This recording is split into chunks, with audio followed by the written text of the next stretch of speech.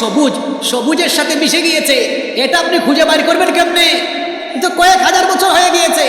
এটাকে আল্লাহ তাআলা এমনভাবে গোপন রেখেছেন, কারণ কিয়ামতের বড় বড় 10টা আলামত আছে।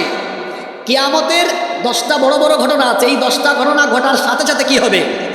কিয়ামত অনুষ্ঠিত হবে। এর মধ্যে একটা আলামত হলো কিয়ামতের আগে এই বন্দী থাকা দুই গোষ্ঠী ইয়াজুজ আর মাজুজ, তারা এই দেয়াল ভেদ করে পৃথিবীতে এসে তামাম দুনিয়াতে তারা ত্রাস, সন্ত্রাস, লুটপাট, হানাহানি, মারামারি চালাবে। কথা বুঝতে পেরেছেন আমার? তাহলে ইয়াজুজ আর মাজুজ পৃথিবীতে আবার আসবে কি আসবে না? জোরে বলেন, আসবে কি আসবে না?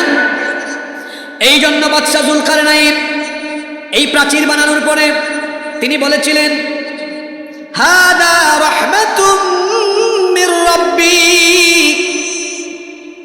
কি চমৎকার কথা! নেতাদের জন্য এটা শিক্ষা আছে। এত বড় বিশাল শক্তিশালী প্রাচীর বানায় তিনি বললেন, এখানে আমার কোনো ক্রেডিট নাই, যার রহমতে এটা হয়েছে, জোরে বলেন তিনি কে? আর আমরা কিচ্ছু বানাইনি, কি বলি? আমরা করেছি। পদ্মা সেতু আমরা করেছি, এটা আমরা করেছি, ওইটা আমরা করেছি, আমরা করেছি, আমরা করেছি। বাদশাহ যুলকারনাইন পৃথিবী শাসন করে একটা শক্তিশালী দেয়াল বানানোর পরে বলতেছে, না, এটা আমি করি নাই, এটা করাইছেন আমাকে দিয়ে। কে? দুইটা কথার মধ্যে পার্থক্য আছে না নাই? আমি করেছি, আমরা করেছি, আরেকটা হলো আল্লাহ করাইছে।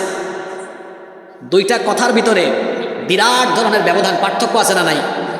আচ্ছা, তিনি এটা নির্মাণ করে বললেন এটা আল্লাহর রহমতে হয়েছে।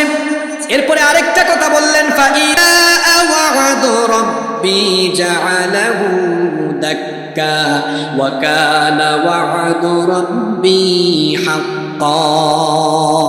তিনি বললেন, আমার রবের ওয়াদা মোতাবেক একটা সময় আসবে যখন এই প্রাচীর আবার চূর্ণ বিচূর্ণ হয়ে যাবে, এটা থাকবে না।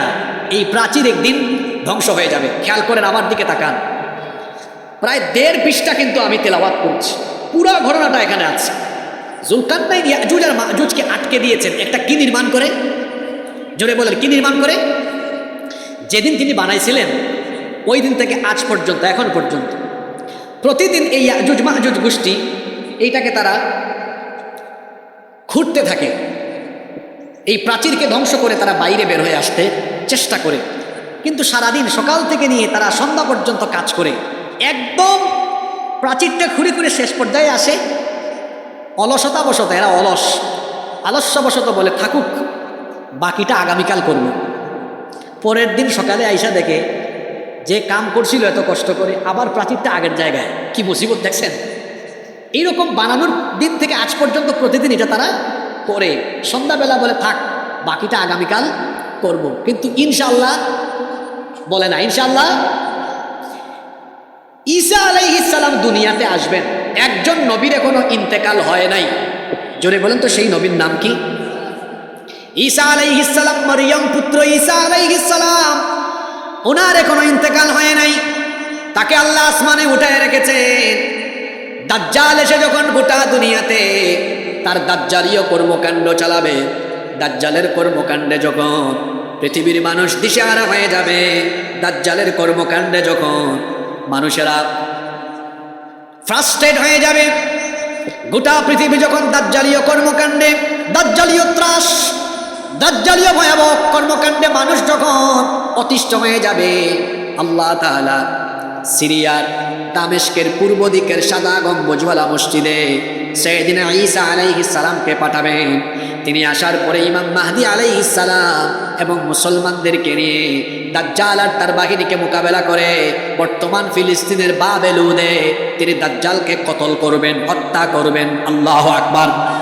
গোটা পৃথিবীর পরিবেশ শান্ত হয়ে যাবে, গোটা পৃথিবীর পরিস্থিতি শান্ত হয়ে যাবে।